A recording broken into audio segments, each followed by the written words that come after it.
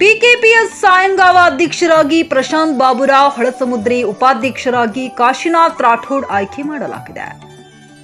ಕೃಷಿ ಪತ್ತಿನ ಸಹಕಾರ ಸಂಘ ನಿಯಮಿತ ಸಾಯಂಗಾವ ಆಡಳಿತ ಮಂಡಳಿಯ ನಿರ್ದೇಶಕರ ಚುನಾವಣೆಯಲ್ಲಿ ಪ್ರಾಥಮಿಕ ಕೃಷಿ ಪತ್ತಿನ ಸಹಕಾರ ಸಂಘ ನಿಯಮಿತ ಸಾಯಂಗಾವ ಅವಿರೋಧವಾಗಿ ಅಧ್ಯಕ್ಷರಾಗಿ ಪ್ರಶಾಂತ್ ಬಾಬುರಾವ್ ಹೊಳಸಮುದ್ರಿ ಅವರನ್ನ ಅವಿರೋಧವಾಗಿ ಆಯ್ಕೆಯಾಗಿದ್ದು, ಅಧ್ಯಕ್ಷ ಸ್ಥಾನವನ್ನು ಅಲಂಕರಿಸಿದ ಪ್ರಯುಕ್ತ ಅವರನ್ನು ಸಾಯಂಗಾವ ಸಮಸ್ತ ಗ್ರಾಮಸ್ಥರ ವತಿಯಿಂದ ಅಭಿನಂದನೆ ಸಲ್ಲಿಸಿ ಸನ್ಮಾನಿಸಲಾಯಿತು.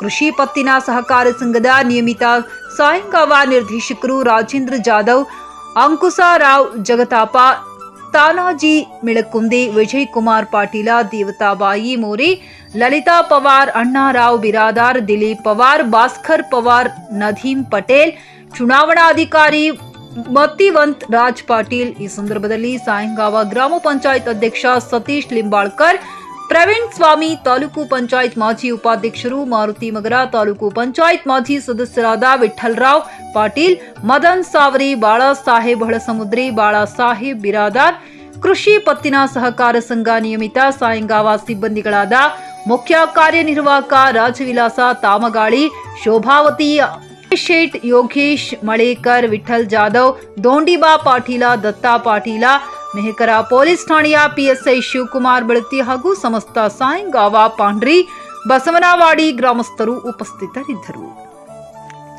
ಸುಪ್ರಭಾತ ನ್ಯೂಸ್ ಸಾಯಂಗಾವ.